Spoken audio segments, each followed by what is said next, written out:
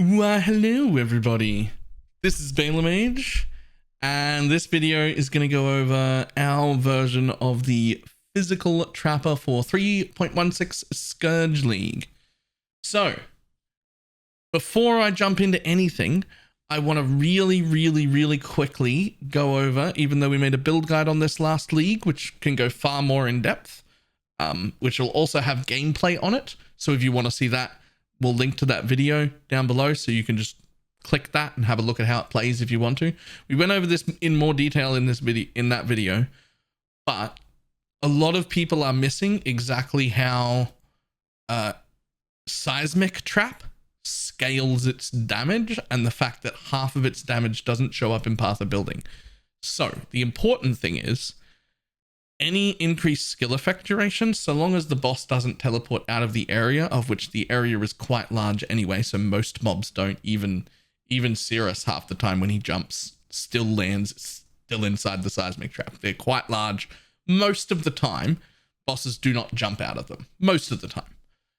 So any skill effect duration is essentially almost a more multiplier to damage for our single target, because it makes the traps stay on the ground longer, but the traps pulse at set intervals that is controlled by a trap throwing speed, which, by the way, we also need to get below 0.3 to reach rounding, so that it goes off every 0.3 seconds instead of every 0.4 seconds, which matters a lot. And then we increase the duration so that it lasts a while, which for us is 7.66 seconds right now, which is a lot longer than most others. But the important part is, when you take away skill effect duration, nothing shows up in Path of Building. It doesn't know any better, but it does actually affect the total DPS of each individual trap. And it doesn't affect the trap cooldown, which is very fast. Our trap cooldown is only 2.6 seconds, while the trap lasts 7.6 seconds, which means we get to have more traps down that are overlaying their damage on top of each other for a longer period of time, which actually does increase our DPS by quite a significant amount. It is just not reflected in Path of Building. Because of that, I think the way most people have built their softcore versions is wrong.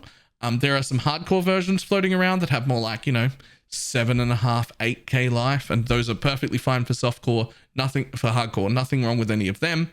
But for us over here in softcore trade, we don't need that level of tankiness, and what we would like is a just absolute truckload more damage.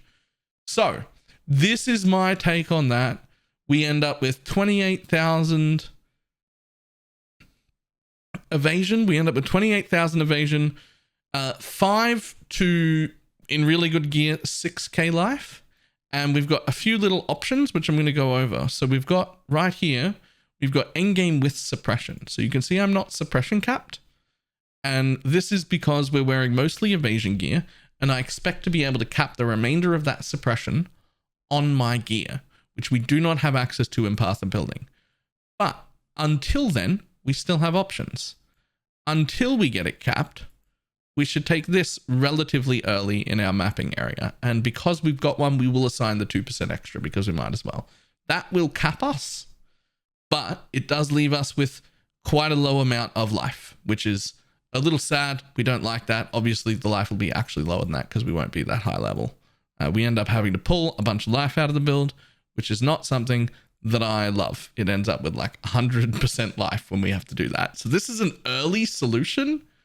You'll probably have these nodes and a bunch of life nodes and not the clusters early. But what we will be doing is aiming to get the last bit of that suppression, the last 26% of that suppression off our gear total, which I think will only be 2 rolls, but I'm not 100% sure because we don't have that access to that yet. But I think it'll only be 2 rolls, and that saves us all those points. And that gets us all the life in the world we want, because this is now, a level 86 tree, which means everything from level 86 onwards goes into more defense. So we start at that level with only about 4.8k life, and we just keep building more from there. So between our evasion and our AoE blind and our pretty good amount of regen, we're not that squishy. It's certainly not as tanky as other builds like the Toxic Rain Champion or whatnot, but because of this duration, this is actually double that. So that's 14 million DPS. And this is all in quite reasonable gear. Now, we do have Cold Iron points on. These are not mandatory. Please just pick up +1 and maybe crit multi and spell damage, or like, you know, just a regular wand with +1 on until you can afford Cold Iron points. That will be perfectly fine. There's nothing wrong with that at all. You'll still be able to kill everything in the game. We've got quite reasonable damage life rolls on pretty much everything. Everything is around or only slightly over crafted life. Some of them slightly under crafted life. In this version, we have only the one curse. No, we put on 2 curses. Yeah, 2 curses because we want a +1 curse. We do want a +1 curse chest, which obviously you're going to start without. But that's okay, because without it, you will not have the vulnerability on hit ring. That won't start early either. But everything in here is pretty much geared around softcore. You're tanky enough to live most of the time. Occasionally, you'll probably get one shot here and there, but not often, because I don't like dying very often. You will see this 10% chance to suppress spells is because the quartz flask does not show up. We don't have it in Path of Building yet. 30% more evasion rating to make up for the grace. You'll have seen that on nearly everything. And it comes with leveling trees. So we've got our 2 endgame trees, whether we've got suppression or not. And then we've got our super early tree, how we'd start, how we'd come out, how we level everything up, Cruel Lab-ish, late leveling, into end of leveling, which is where we get here. And then from the end of leveling, we end up going straight to our endgame tree. Now, obviously, you won't start with a cluster, which is fine, because that just means that your level 87 tree is actually level 69.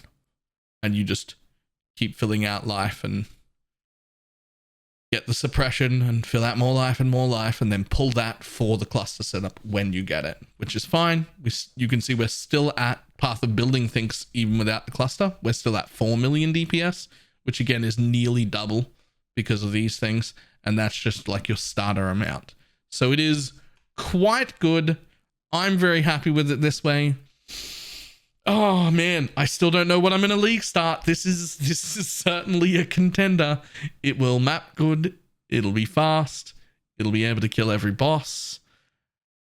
It doesn't require very much money. It definitely doesn't need the Cold Iron points.